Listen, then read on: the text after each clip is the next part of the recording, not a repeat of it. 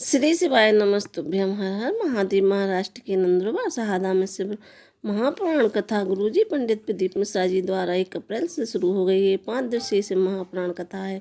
इस महापुराण कथा को आज दोपहर 1 बजे से 4 बजे तक आस्था चैनल के माध्यम से यूट्यूब पर देख सकते हैं। आज की कथा में गुरुजी ने 2 नए उपायों के बारे में जानकारी दी है।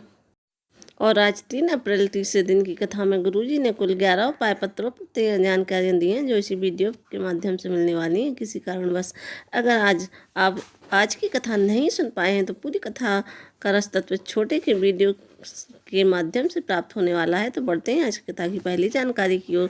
गुरुजी ने कहा, जितने कथा सुन रहे हैं तो हम उन सभी से निवेदन करेंगे, कुबेर का धन, कुबेर की प्रतिष्ठा, कुबेर का वैभव सब कुछ कैलाश के नीचे है, अर्थात भोलेनाथ के चरणों में है। भोलेनाथ पर जब हम 1 लोटा जल चढ़ाते हैं, उस जल को झेल कर घर लेकर आते हैं और उसका सिंचन घर में, व्यापार में या व्यवसाय में उसका सिंचन करते हैं, उसका छीटन करते हैं, तो धन, वैभव, प्रतिष्ठा निश्चित आती है।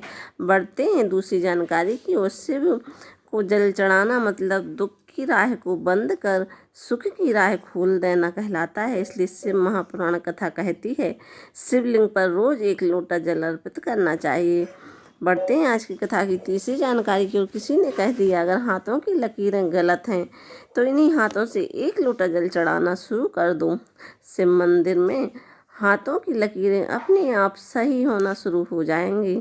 बढ़ते हैं चौथी जानकारी की ओर। ललिता जी पत्र लेकर आई, लिखती हैं, मेरे पति आर्मी से रिटायर, वो ऑटो रिक्शा चलाते हैं और पढ़ाई भी करते हैं। नासिक की कथा पंडाल में सुनी, वो आपको नहीं मानते थे। मैंने पति से कहा, भोले बाबा की कथा सुनने मत जाओ, पर मुझे पंडाल तक छोड़ दो।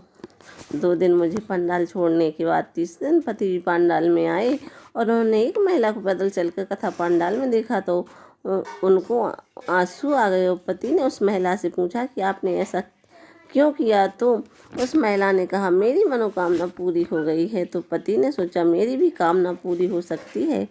कथा पंडाल में मेरे पति ने बेटे की कामना की और कुछ ही दिनों में मेरे बेटे की नौकरी लग गई। फिर मेरे पति ने सीहोर जाने को कहा। कुबेर भंडारी का पूजन करके कामना करके आए और 3 महीने भी नहीं निकले कि मेरे पति का जेल प्रहरी के रूप में चयन हो गया है। उसी का आभार व्यक्त करने आए हैं। बढ़ते हैं 5वीं जानकारी की ओर।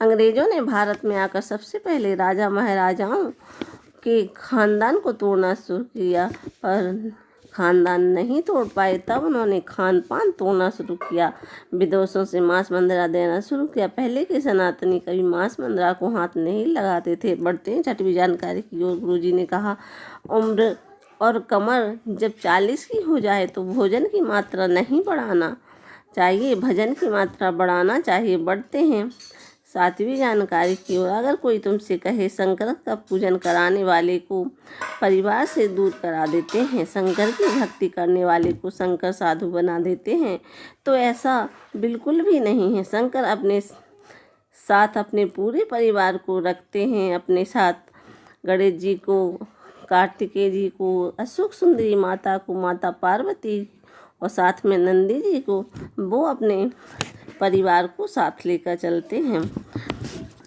बढ़ते हैं अगली 8वीं जानकारी की ओर। जब किसी व्यक्ति के घर में बेटी का जन्म होता है, बेटी की किलकारी, बेटी के पाँव की खनक, बेटी के चरण किसी के घर में आते हैं और माता पिता शिव की कृपा से पालन पोषण कर कन्यादान कर देते हैं, तो उन माता पिता का दोबारा जन्म नहीं होता है, उन्हें मोक्ष की प्राप्ति हो जाती है। बढ़ते हैं आज की कथा की 9वीं जानकारी की है। महाराज के यहाँ जब माता पार्वती का जन्म हुआ तो लोगों के यहाँ 1 दिन का जन्मोत्सव मनाया जाता है। माता पार्वती का जब तक कन्यादान नहीं हो गया तब तक उनका जन्म उत्सव प्रतिदिन मनाया जाता था। ऐसा देखकर एक बार इंद्र ने हिमाचल राज्य से पूछा, बहुत खुश हो तो हिमालय राज ने कहा, बेटी का जन्म हुआ है? तो इंद्र ने कहा, बेटी तो 7 वर्ष की हो गई है। तो हिमालय राज ने कहा, एक बेटी जब अपने घर में बैठकर भोजन करती है तो 1000 अश्वमेध यज्ञ का फल उसे प्राप्त होता है। बढ़ते हैं आज की कथा की 10वीं जानकारी की ओर। कन्या की पूजन नवरात्रों में होती है। नवरात्रों में कन्या पूजन क्यों होता है? आप नवरात्रों में कन्या पूजन क्यों करते हैं? गुरुजी ने कहा कि कन्याओं को भोजन क्यों खिलाया पिलाया जाता है? क्योंकि जब कन्या आपके घर में बैठकर भोजन करती है तो उसके घर के भंडारे, जिसके घर में वह बैठकर भोजन करती है तो उसके घर के भंडारे कभी खाली नहीं होते, वे सदैव भरे रहते हैं। बढ़ते हैं 11वीं जानकारी की ओर। इस कथा के बाद गुरुजी की जो अगली से महापुराण कथा है वो 11 अप्रैल से 17 अप्रैल रतरंग राजस्थान में होगी और फिर 21 अप्रैल से 27 अप्रैल सिद्धेश्वर बिहार में होगी और फिर 1 मई से 7 मई जयपुर में इस महापुराण कथा होगी। फिर 11 मई से 17 मई गुमला झारखंड में होगी और फिर 21 मई से 27 मई दिल्ली में निरंकारी मैदान बूडानी में ये से महापुराण कथा होगी। अगर ये वीडियो आपको थोड़ी सी भी पसंद आई हो तो वीडियो को लाइक करें, सब्सक्राइब करें, कमेंट में श्री शिवाय नमस्तुभ्यम हर हर महादेव लिखना ना भूलें। श्री शिवाय नमस्तुभ्यम हर हर महादेव।